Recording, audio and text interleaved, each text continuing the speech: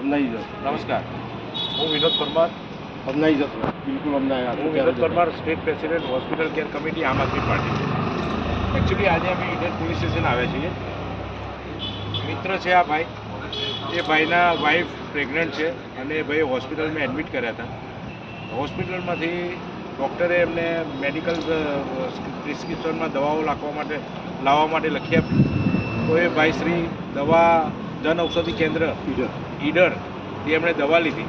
તો દવામાં છબરડો એ આવ્યો કે એમની વાઈફને જે દવા આપવામાં આવી એ એક્સપાયરી ડેટવાળી હતી.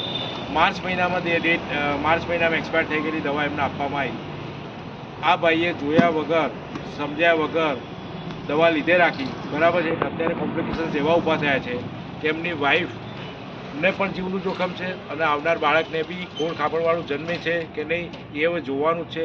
એકચ્યુઅલી આ ઘણા સમયથી કહેવું છે કે ભાઈ આવી જે મેડિકલ સ્ટોરો જે ચાલે છે, બરાબર, અંદર ગપ ગોટાળા ચાલતા. આ સરકારી જન ઔષધિ કેન્દ્ર એટલે ગવર્મેન્ટ માન્ય, બધી મેડિકલ સ્ટોર ગવર્મેન્ટ માન્ય હોય છે, પણ ક્યાંય કંઈક ખૂણે કંઈક એવું ખરાબ છે કે કોઈ બતાવતું નથી, કે બતાવવા પ્રયત્ન કરતા જ નથી. કોઈ શોધખોળ થતી નથી કે ભાઈ અંદર સ્ટોક કયો આવે છે.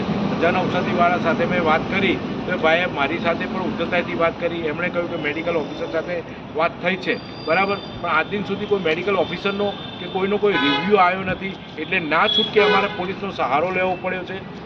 પોલીસ સ્ટેશનમાં અમે અરજી આજે આપી દીધી છે. પોલીસે એવું કહ્યું કે મેડિકલ કાઉન્સિલમાં આપવું પડશે. તો હવે પોલીસ કેવી રીતે આગળ વધે છે એ જોવાનું છે. નહીં, જો આ ભાઈને કોઈ પરિણામ નહીં મળે તો પછી આમ આદમી પાર્ટીનો પૂરો સપોર્ટ એમની પાસે છે. હોસ્પિટલ કમિટી એમની સાથે છે. કંઈ બી પ્રોબ્લેમ હશે ભવિષ્યમાં તો અમે એમને પૂરેપૂરો સહકાર આપીશું.